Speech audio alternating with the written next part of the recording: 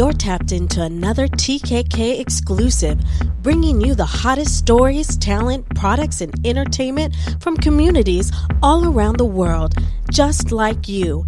This is another Kuldesac Krew exclusive.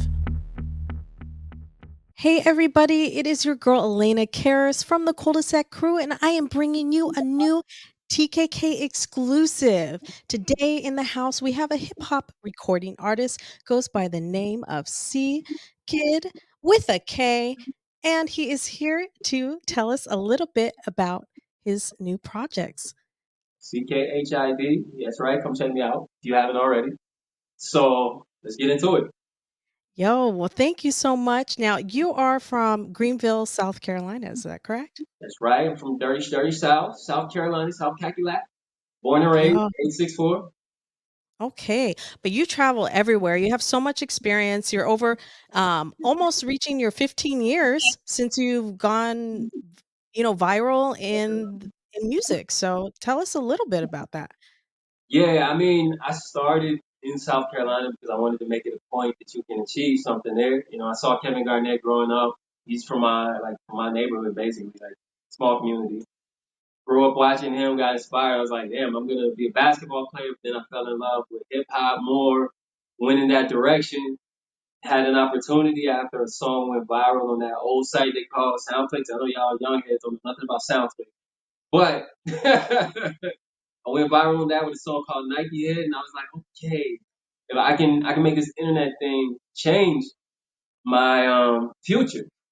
And like I had local support, like a lot of people from my hometown really gave me support on this song I had called Dime Spot, which never I don't think I ever uploaded that to the internet, maybe on SoundClick. But a DJ from a local university called Clemson Tigers, whoopie whoop, down with the Gamecocks. Anyhow, like he supported it. Then I got Nike had to go viral on SoundClick, and from that point I just hit the streets running. I don't know, like man, it's a long story. Like hit the streets running, did the whole grassroots thing, passing out music. When I got back home after a 12-state tour, we saw videos on YouTube started growing in views, but we didn't know what was going on. We found out through my friend's little brother that we were on TV. BT, somebody at BT Jams, or not BT Jams, I think it's called, what is it called, Centric, BT Centric at the time, Oh, yeah. Uh-huh. and VH1 networks, they started airing my video, I Want This World, on TV. And his little brother saw it and told us like, "Yo, you on TV? Yo, it's on TV." So then we figured out like, oh shit, like we actually did it. We're making like something happen here. And I didn't even have at that time. I didn't have music on iTunes or anything like that, so I was caught off guard. But I had to learn the business of it, put it together.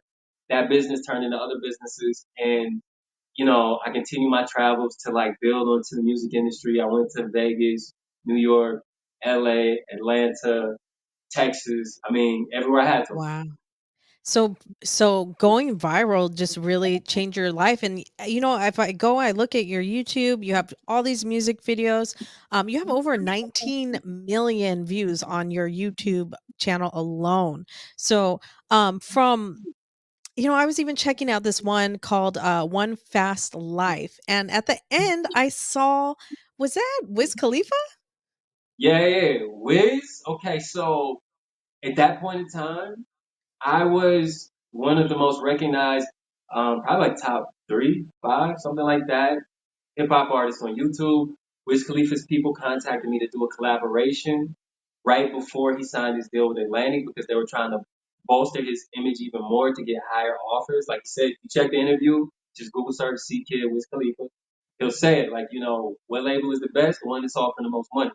And they were smart. This guy Benji was like, we need to get you connected with everybody who's popping right now. Get you seen by their audience to attract any fans that we can. He was already hot. It wasn't like he needed it he needed me or anything like that, but they were just really cool people. We connected, got the interview done. I mean, that was it. I don't remember how I knew that he signed with Atlantic, but then it was announced he signed to Atlantic. Black and Yellow came out right at that same time. So even though I already had a million views on some videos, and I think Wonderful Girl was the biggest video I had at the time, about 2 million views. I had a song called Yeah Yeah that I put out. It was getting a little vibe, but after that Wiz Khalifa interview connection happened, it's just like his rise to stardom carried my career as well. Wow. Yo, so I mean, again, you've been in the industry for a long time. Now, since your music has gone viral, you mentioned it had opened up a lot of doors for you and you began traveling and everything. Now, as I get to know you as an artist, I can tell, you are about your business. It's about the music, but there are different elements. You are a businessman. So, what doors did that going viral open that allowed you to be in the element and running business? I mean, I think YouTube just confirmed to me the power of the internet, right? Because I never signed a deal. They came to me with deals twice, but they were saying that in those contracts, I read my papers. Unlike a lot of artists, they end up later feeling like they got scammed, which they did. But it was the business. It's like they got scammed because they allowed it. I turned down deals from Sony Red, and I forget what other company came to me, but I turned down the deals because they wanted to control my brand. They wanted to own my brand, not just control it, own it, the music, the brand, my name, like everything. And I was just like, nah, I believed in myself. Like, nah, I've seen what this internet can do. I know that there's ways that we can generate revenue without some big brother system that's preying on the culture. And Absolutely. yeah, that I always moved that way. And that's kind of how I kind of left music too, in a sense, because I started traveling through that business, meeting new people, engaging in different things, and it just showed me like, I can love the music and all that, but I didn't love the business of hip hop Right, right. culture. And Like, you are an independent artist.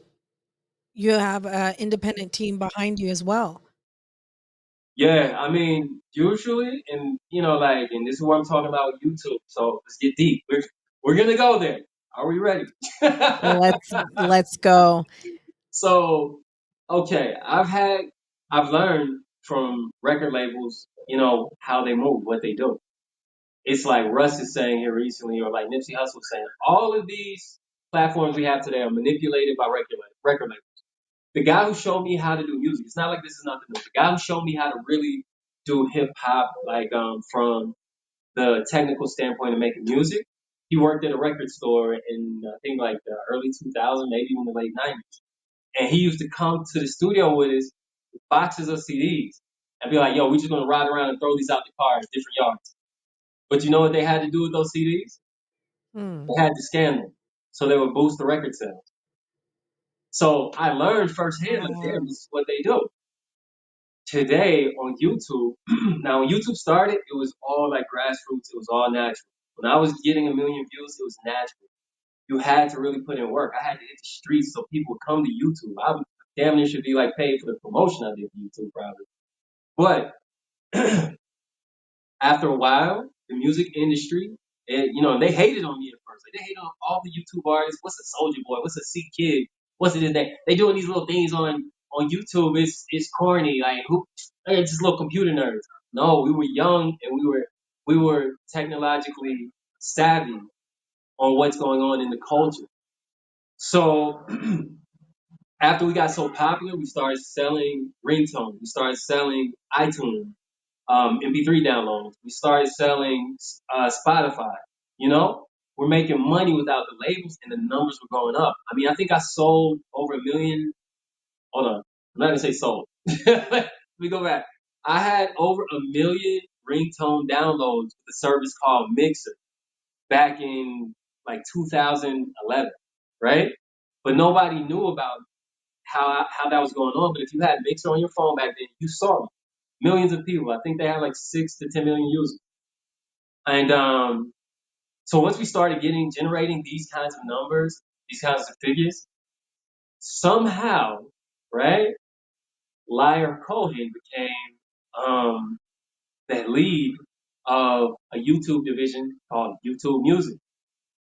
Larry Cohen connected major record labels to YouTube. What they did at that point, and they were already taken from it, they pushed artists like me out of the algorithm.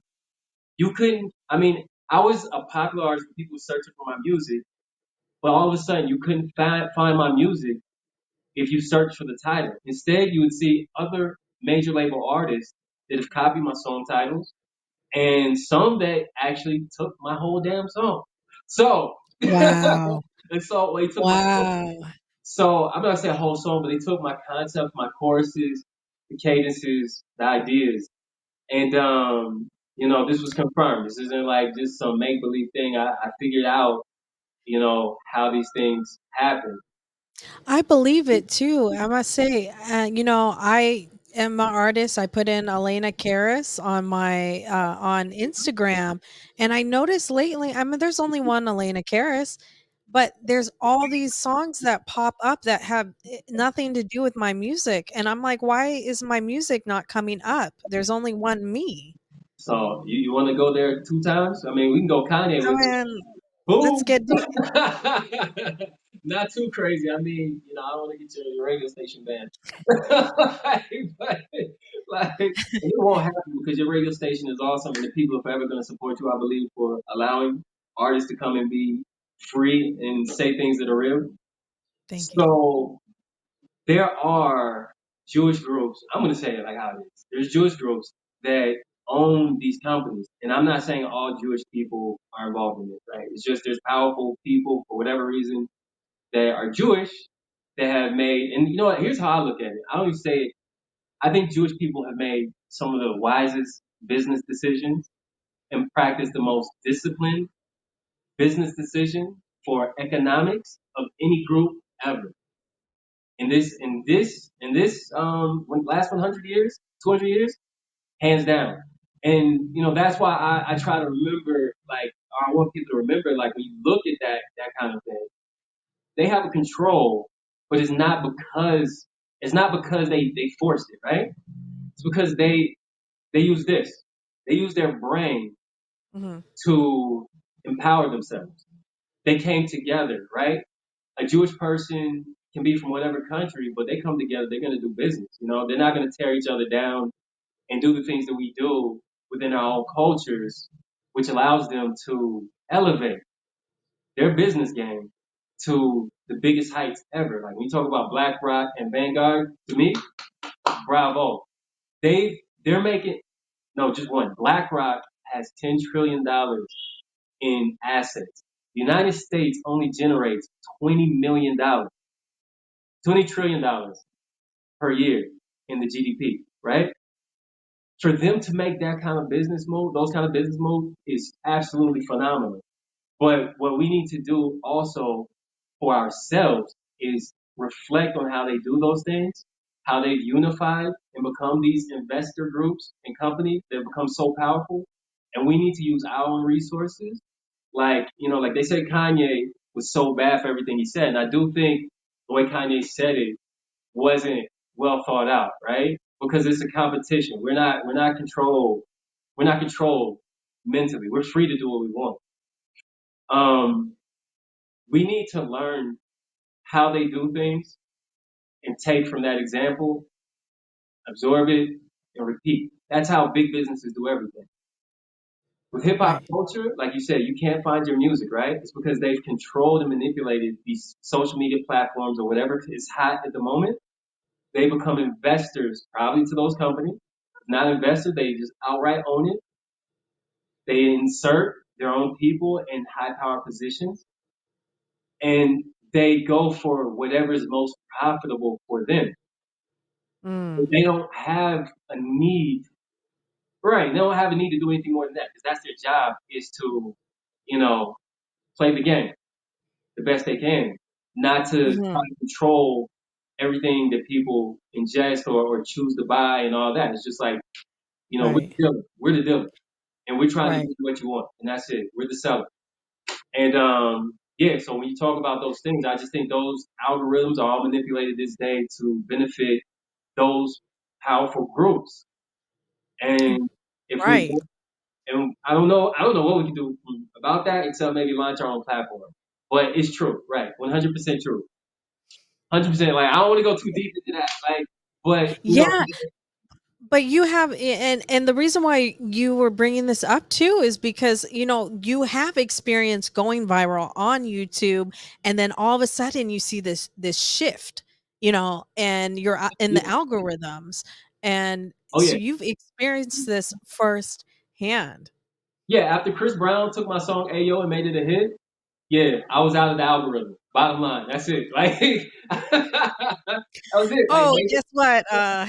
they made millions and millions of dollars. Like I think you know we can go into that whole story, but I think honestly I think that I feel like I mean I have facts about how Chris Brown got to my content, my music. I never sued. I'm not out here struggling for money. I mean I got into cryptos early, so you know I'm not in the same boat as maybe some other people want for money. I want, but I do love my art, right? The thing that I created, the ideas that I have, and I would like credit for that. Right. But yeah, if you want to get into that story about that, like we can talk about the Chris Brown situation. Yeah. Do you think that there is a problem, or an issue with people higher in the industry stealing concepts, ideas from the independent artist? You're mentioning you have a song called Yeah, Yeah. Chris Brown is coming out with a song very similar. And there was a pattern. Yeah, hey, that's what I'm saying. The pattern. Like, listen, if it was one song and it wasn't Ayo, I'm not gonna lie, Ayo, the other songs he could have got away with. Ayo, the chorus, the thing, everything was way too, um, it was I meant way to too say similar. Ayo.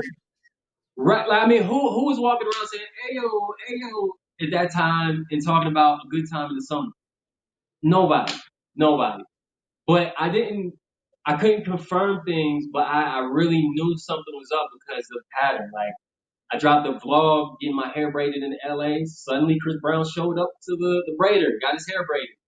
I had a clothing line in my One Fast Life video that was relatively new called Artistic Creation from the Bay Area in California. I love their clothing. They were rocking with me because I was doing millions of views. I told them, yo, give me the clothes, I'm putting it on. We're gonna put this out there. This is dope work. And suddenly Chris Brown shows up to get their clothing. I Mm. mean, I just don't see how those things could happen coincidentally right after I did it.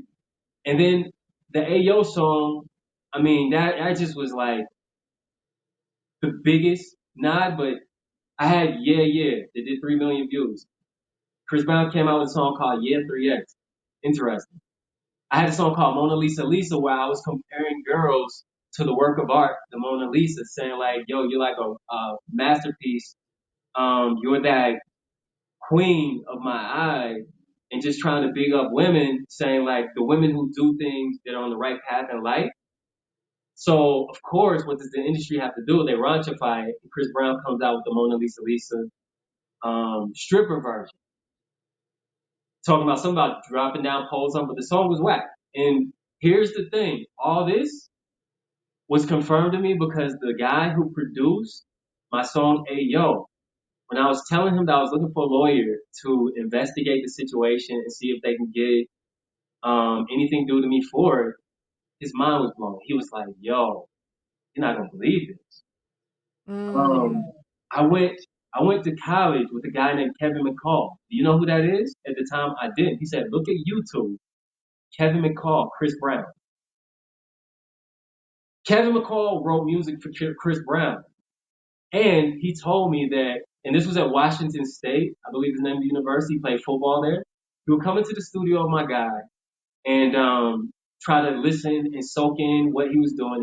He asked him directly, "Yo, like what's hot right now that you see on YouTube and all that?" He was like, "Yo, I'm working on this dude named with this guy named C.KHiD. He's like killing it right now. He's getting millions of views." Da da da da.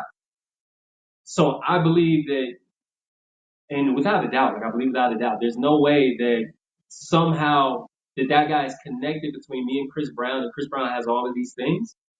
It just Mm. I'm not stupid. You know what I mean? Like I'm a person that can pick up on patterns, like you said, on any person at any time quickly. And it's like that to me confirmed everything. I didn't even need a lawyer at that point. I was like, damn, it's just that is what it is. And the only thing I really cared about, because Chris Brown is a talented, he's a generational talent. Make no mistake about it. But I know he doesn't write all his music. I know he doesn't. I mean, hell, I'm gonna keep it real. The boy is coked up right now. I got my connects with the ears to the streets still. The boy's coked up. Like so I'll keep shit 100 with people here so y'all can see I'm an authentic, genuine person. I hope he stops those things because I think everybody deserves a chance to change their life. And I believe that, right, he was on track to being like the Michael Jackson of our generation. But it's the Mm. people that he came around. And if him or any of his fans get mad at me, I hope they get mad at Akon too because he said the same thing. And yeah, like I feel like maybe those people around him, like Kevin McCall, maybe created this thing, this system of stealing from others Yeah. to help prop up his career. Mhm. I definitely think that this is, you're not the first to say something like this. I remember hearing an article that this designer, was saying that Pharrell stole a concept of their handbags, and you can do the comparison, it looks exactly the same. There's other people, I've had interviews, and then behind closed doors these people are like, "Hey, yo, um have you ever noticed this? Because I think that, so and so might be stealing my ideas." And I think that there's a lot of truth with the internet. You don't know who's looking. 100%. You No, don't know no, who's seeing it, and no, I we think know. that No, we know. Everybody knows everybody is looking. Because everyone's they all see an eye. exactly, they're just like us. So, We're in the do same you boat. think do you think that it is the artist that is stealing, or do you think it's the people like, the managers, or people within the camp that are being sent out and they're like retrieving this information and saying, "Hey, we should do this." With Chris Brown's situation, I'm going to tell you one difference I see. When you see an all-out pattern of somebody following you, going to where you get your hair done, copying the clothing you wear when it's an underground brand, copying multiple song titles, no mistake, like that's somebody as an artist who's seen you and they're copying. And this is why I'm gonna drop my trendsetter video. Let's drop that real quick. But Mhm. because I feel like I did set trends, and the other part is I don't know every individual story, but I've been around the industry for a long time, right? I mean, Mhm. Trey Songz knows me through putting him on my first magazine, on his first magazine. Lupe Fiasco, I met him in Atlantic Records. I worked in the Atlantic Records office. Um, I'm not gonna name one person who's a very high up figure at Def Jam because they were really gracious with me always when I first came to the industry. And I don't want them to get like backlash from. She knows I'm wild. Damn, I said she, but Or he, like or them, or they. they, them or they, right? Any pronoun you want to use, right? So like let's go LL he shit, but like, but look. That person was very gracious, so I don't want to get her intertwined. But she knows me. She knows I'm a wild card. I say real shit all the time, and I never been the type of person who felt like I needed to refrain from saying real honest things. And I've had people in the industry. This company called ALM International. We're gonna call them out here 10 years later. Mm. They tried to blackball me back in the day when I ran the first hip hop fashion site. Like some people know this, some people don't. I founded the first hip hop fashion site. I used to own kicksandchicks.com. Just several different things that I contributed within the culture beyond the music. Those funded the music to start. But the music really didn't make a ton of money for me. I went broke really trying to get the music Mm. running. It was just my love for the art. Right. Really love creating music, art, and hip hop, rhymes, poetry. I really love that. But as far as making money, nah. It's like those groups on top really do try to control who gets that money. Mhm. If you don't fall within the range of what they like to see, I think Right. you'll have a hard time generating that money. And it's Right. like I'm not like somebody from the industry, another professional I can't mention. they took me in the back room in the time period where people were trying to sign me. He said, "Look, I'm gonna tell you something. What you're trying to do won't ever work as a record label." He told me if because you're not promoting drugs, alcohol, you're not really overly promoting sex or nothing like that. These are the things that the companies that fund the culture profit from. They're never going to let your message get out there or your ideas get out there like this because I'm the rapper that just wanted to promote C.KHiD. Cannot kill how I'm dreaming. I wanted people to feel motivated by my music in an aggressive way, but without being overly like vulgar. You know, like you could be a little nasty with Mhm. it, but I didn't want to be overly vulgar, trying to like let little kids hear me cursing, shouting out things that I know would send them on the wrong path. Because I'm Mhm. gonna have kids. I have kids now, but I knew I would have kids one day. And I think, my son was actually a baby at that time. Yeah, he was a baby at that time. And I'm like, I'm looking at my child. I'm like, I'm not gonna send him down that path because I have family that really went through things in if we want to say the underworlds of life. And I saw that growing up, so I just know like I'm a real person. Like I never wanted to put people in something that I felt like would set them backwards. I wanted to push the culture forward and upward. And I'm still like that today, whether you're talking about in the States or the Dominican Republic. I'm very Right. pro us, like trying to get our communities up, feeling good, showing love. Right. Right. And I really like too that one thing that really popped out is you're talking about things like crypto, you're talking about things like selling buying domains and selling them. Like these are all you're an entrepreneur, and I think that's really important as an independent artist too. And we have a lot of listeners that are independent, artists, and just not focusing on just the music part of it. There are things behind it. There's a process there. You got to find ways either to make money with your music, whether it's music placements, whether you're selling sounds to Splice, or these different websites. You got to have some kind of income coming in, that is going to help support the music part, because it's just not all gonna come from that, especially when you're independent. Yeah, like if well here's the thing. In music you can generate money today fairly fairly well independently without a label because we have these social media platforms, but those are being manipulated now too. Instagram, um, Facebook, TikTok, Yeah. YouTube is done. It's been manipulated. I mean, there's ways you can get your own team to manipulate that system now as well. Like I think I showed you already. You can see me on tons of comments, the number one comment, because I got a team that does that.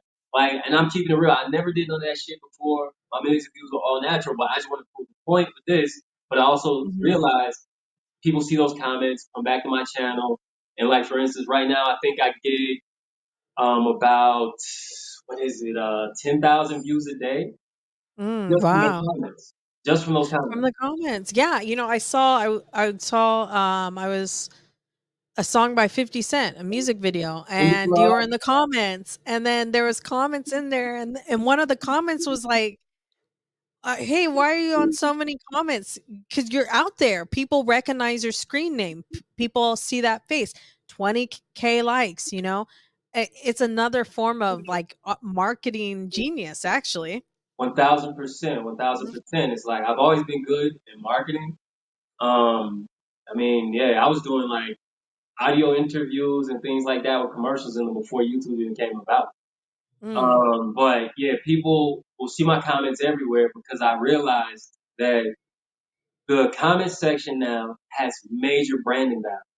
Because people want to get in those comments. They want to argue. They want to. So if you, they want to just like contribute their 2 cents. They want to have a voice. So I understand it, and I like to drop comments that either have an interesting fact, a part of my history, or that it's just going to be a little bit controversial and generate, a debate to make people just think, and maybe share some facts of their own and things like that. But mainly, of course, it's like it's branding. The video is about to come out.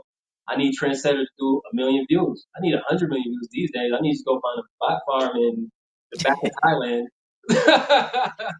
Well, now you're gonna see the Kuldesac crew commenting, like, all right under your all of your comments. I'm gonna find them all, and then there people will be like, "Why is the Kuldesac crew no." Look, No, I think look, it's marketing genius. Now, can I drop a piece of knowledge right there? yes, I was gonna ask, absolutely, yeah. So yeah, look, get the top comment. There's a song, I mean a site called, what's it called? I think it's called Doge, SMM, like Dogecoin. That's where you can get some good services. So I'm just hooking them up with free promotion because look, if I set off the game and like everybody independent starts getting their views up and we start controlling this thing, look, real hip hop, like and things that aren't influenced by outside the culture, people that want to lift the culture will come back in style because people follow the trends. Trendsetter. Yo, that's what's up. I was gonna ask you, one of the questions is, what advice do you have for an indie artist? And you just told us right there. You've been in the industry for almost 15 years. You've been doing your thing. You have met so many different different artists, and I really want to touch up on that before we leave. You have stories working with Nelly. You put Trey songs on, Cash Flow, um, even Gnarls Barkley, is that true? And a little bit of Drake, or I'm seeing some names on here on this Okay, list. wait, no. Drake? Nah, I don't think I No. have. Oh, okay, wait, Drake. Okay. So yeah, when I was already kind of popping on YouTube, Drake started coming about. And I was already like studios, like Tree Sounds in Atlanta, what you guys know more so from Quad Studio building. I went there for the premiere studio. This is where Tupac, Biggie, all the legends record. I seen everybody go through that building. Atlanta, that's where all the legends record. Justin Bieber, Usher, I mean, whoever that you can name. Miley Cyrus, Michael Made is always in there. So I'll give you three stories. Yeah? Maybe let's start with the Drake. Sounds good. Okay, so Drake, like, him and Nicki Minaj when they were breaking, they had, this is my dumb story. This is when I realized, like, okay, I'm not for the industry. They had a listening party where everybody was gonna come who was from music and all that. And, you can meet and network, of course, in those kind of situations. Because this was private. This isn't like everybody from the public can come. But Drake and Nicki Minaj were having some sort of get together for that. I'm sure Migos would have been there too. And I didn't go. I didn't go because I was living such a fast life at that point. I was more interested in kind of like hanging out with my people and doing the things we were doing than going to be about the business. But Mm. damn, it's Drake, Nicki Minaj, Migos, right? So hindsight 2020, I'm like, I should have been at that party. Yeah, about that. Yo. Ugh. I'm like, I should have been at that party. Like, yo, I'm C.KHiD. Hey, what's up? Hey, we need to do a song. And even with Wiz was super cool. If I would have asked Wiz to do a feature that time, I would have did it. But I didn't have the music industry sense. Like, you have to know you need to network with people and all that. I know how to get money, how to do business, but I didn't know how to network like that. I've never been that kind of person per se. I just focused on my art and wanted to make cool shit. And Yeah. another thing that I wanted to ask before you head out, because again, you are celebrating 15 years in the music industry. You've gone viral. You've done all these things. You've worked with so many artists behind the scenes. A lot of people know who you are just from a business perspective. You've got a new project that you're working on right now to celebrate this anniversary. We want to hear about that before we head out. Okay, right. So, I stopped putting out content for a while, and now I'm starting to gear back up and release shorts, doing these interviews. Like as major artists have to do their round, looking for these opportunities with you guys. They're doing great work to start telling these stories and let things be heard because I realize there's value in these stories and let people understand more of who I am because I have been a very Kevin Garnettish kind of person. Like we we just like, I don't know, I think where we're from, we're just taught to be kind of like laid back, not really get into the public eye. But today, I think it's kind of part of the job. But I mean, after these things, I mean, I'll disappear again. But Trendsetter will be released. That's going to be a music video that was actually done in 2000, I think 15 or 16, but I never released it. We shot it in Harlem because I was like making a song about, how I felt, especially after the whole Chris Brown thing. I was like, damn, I'm setting all these trends. People don't know I founded the first hip hop fashion site, the Kicks and Chicks thing. I set all these trends, but I'm never getting credit, but I'm going to give myself credit. I set those trends. I'm on my Soldier Boy. Drake, like, but Soldier Boy ain't did nothing first, right? I did everything first. Like, let me get my clip in there so people can cut that For up. real. Like, but I did a lot of things first because I was early on the internet, and a lot of these people know it. They know me, and I felt like that made me a trendsetter. I made that song to let people kind of know, like, yeah, it feels good to be a trendsetter. And I know there's other people out there like me that have those same scenarios past that are gonna hear that song and relate. Thinking like, damn, yeah, I was that person from my neighborhood that first did this. I was the person who was like really balling before Kevin Garnett. I made the neighborhood love basketball. Whatever trends you set, in your neighborhood, your city, your internet community, whatever, and didn't get credit for. I feel like my song was kind of like that, and just also on a little bit of a part saying like, look, I don't need. I mean, I'm not gonna say I don't want my money because I feel like you have to always claim what you want from the universe. I want my money if it's due, but it's not to say that I necessarily am searching hard for the money out of this. Um, but I'm letting people know I made my way and I made myself good financially without any of that. When we talk about cryptos and all that, mention C.KHiD in the crypto conversation because I was on that before probably 95% of this rap industry.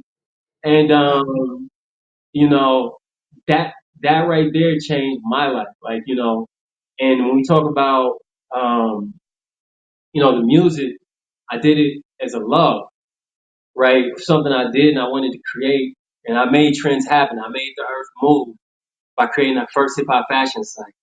I made the earth move when I made Kicks and Chicks, and all these girls started putting on sneakers and taking photos and feeling good about wearing sneakers. Because, again, I remember when Mark Echo dissed my Kicks and Chicks website, kicksandchicks.com, and he dissed it and he called, because I used girls that were from Massachusetts, New York, just around the South, whatever, DC. And I brought girls from the neighborhood, from the urban culture into it, who were predominantly melanated women, right? So I'm going to say it like that.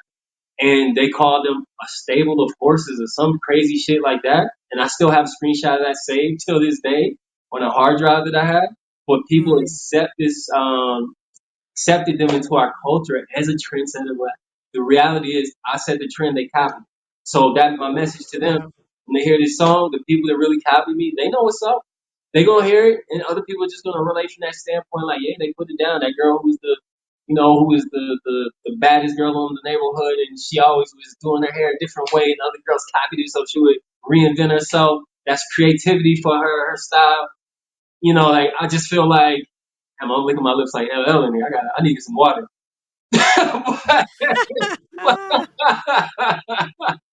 but like that's what that song is, and I feel like it's important for me to end out the career right there. Like just to let people Mm, or remind people when they see the ending to whatever I do. He was that mm, trendsetter that came out of South Carolina.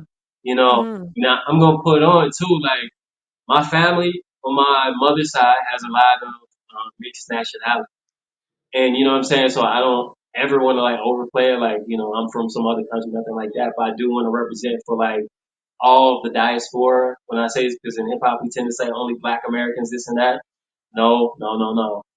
A lot of people from different nations are still black and they contributed to this hip hop culture. And I just felt like I helped bring in some of that diversity with no care or fear of how other people think because when I look at like how Mark Echo talked about those girls and acted like they didn't compare to like girls who are more Eurocentric, you know, I didn't care. I set that trend and they followed it. They came back down the line. They copied everything I did and all that. Shout Mm. out to Janelle Monet.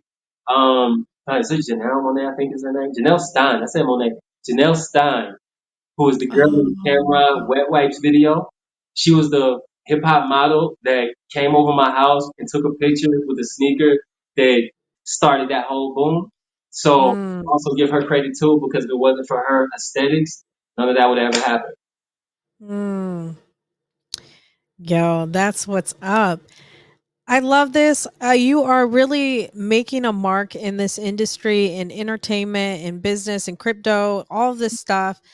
You are young still, still doing it, but you put in the almost, I mean, do I dare say almost 2 decades? Yeah, yeah, it's right, right. I'm 5 years away from that. Like, I'm cool with it. Yeah. So you know what? Look, I'm aging well. I'm traveling the world. I'm chilling. Right? I Yes. have no problem. Yes, and again, thank you again for taking time for this interview because for the people tuning in and seeing this beautiful background, we got to shoot this video right as the sun was setting. But you are in Colombia. This is not a green screen. I know I can vouch for this. I seen the he moved the camera all around. It show Should, it's all real. should I throw some money out the window so we can make this viral so we can see this real?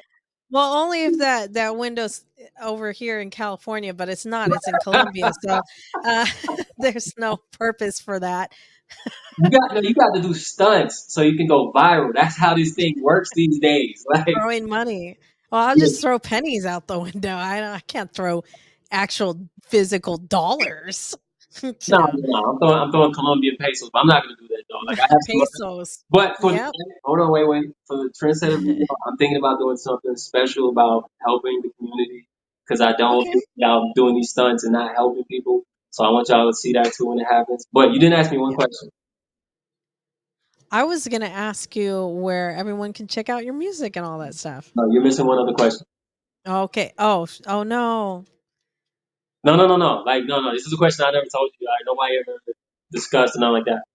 What is the question? You got to ask me who do I want to work with. You know what? I asked that question so much.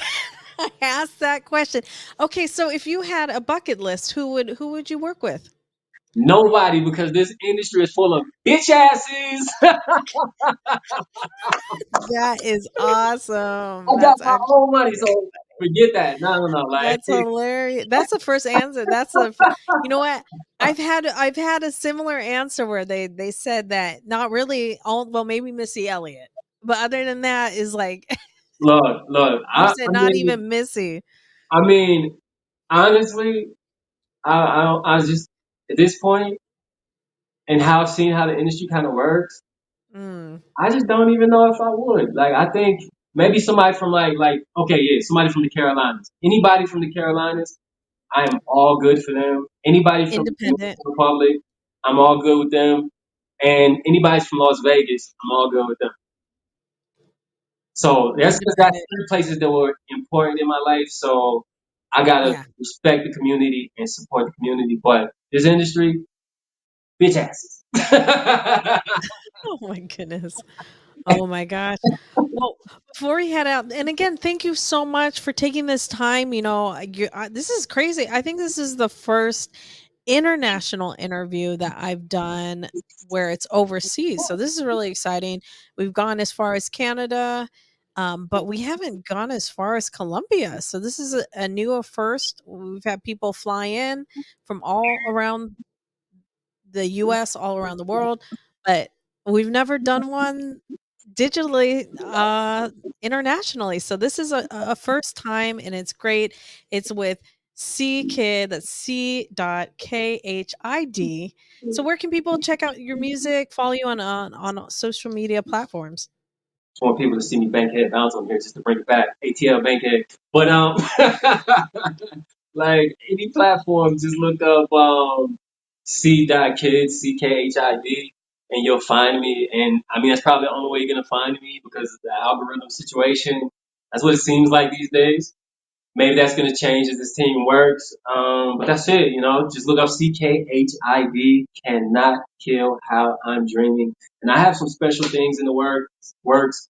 Hopefully, I'm gonna help create platforms that allow us to regain somewhat of control to things, but I would love to make a platform that is unable to be controlled, a decentralized platform for artists. That would be amazing. We'll see how that Mm, goes. I'm thinking about bigger things, bigger fish to fry than just right. the industry and the way it stands today and how it's the parts that are controlled. Instead, I'd rather be like somebody who learns from people who have mastered that game and try to create a new path, play the game. Mm, that's what's up. Well, it has been a wonderful time. I really appreciate you sharing all this information, just learning so much about different elements, different ways to make money. I think I'm going to start checking out domains and seeing what I can flip. That seems very creative Yo, I right mean, there. we can talk afterwards. I can definitely put you up on some things probably that can be beneficial. Who knows? Maybe we can do some business because I think what you're doing is great with that radio station. And You, I would love to support things like this that are so independent and organic. I appreciate you thank for what you're doing because that's so important to our culture that somebody who cares about it has these types of platforms and what's I'm gonna see. Actually, I don't know if you're interested, but maybe I could get like maybe like the guys from Fubu or some other people to come do some interviews with you. That'd be really cool, right? Hey, I would love that. Yo, everything is great because we can do everything through the video. So let's talk. We'll talk after. Yeah, Yo, I absolutely. appreciate it. And I say that because this is Damon Johns and Keith Barron. They brought me into their office in the Empire State Building when they had their office there. People didn't realize how powerful that brand was and how much money they were Mm, making internationally. I yeah. did, and that's how they brought me in the office. Like, how did you know this? Like, I was like, a young kid. How do you know these things? Where'd you find these facts? They shouldn't be on the internet. I was like, man, I did my research. It's there. And, you know, they have a huge hand in hip hop culture overall as well. If you go through any classics, any of that, I mean, any of the artists, they all know them. They all know them. Those are like just great people, but very powerful. Like, I mean, I think Damon Johns isn't, I think he's Jewish, right? He was raised in a Jewish household or he's Jewish. I'm not sure. But I mean, but that lets you know the type of, you know, probably the type of groups that he's Mm, probably able to sit himself around. Because, those are, I think, privy the groups. elite. No, I'm just kidding. Now, I mean, they are elite. I mean, that guy's worth like, how much they're worth? You know how much those people in football are worth? Oh man, a lot of pennies. Well, let me tell you, like, I remember back in the day, this was That's like, like a Austin Powers joke right there. Back.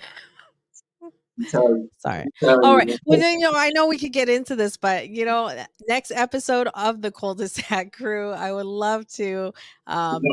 It's been a pleasure. And look, I'm gonna make a bet here too. Look, if this video, any parts of this video does 1 million views, I'm flying y'all out to Colombia so we can do the interview real in a really fly environment and stuff like that. Oh I'm man. flying y'all out. I'm gonna do the interview live. Decked out some crazy looking islands, some crazy stuff. Well, I'm gonna apply for my passport as we speak. Let's go. Let's go. Let's go. Let's go. Bring the cul-de-sac to Y- Colombia. Yo, thank you so much. And everyone, thank you for tuning in to another cul-de-sac crew exclusive. It is your girl Elena Charis. Really appreciate it. Have a great night. Let's go, y'all. Peace. Peace. You've just tuned in to another TKK exclusive presented by TKK Radio, the Cul-de-sac Crew with a K.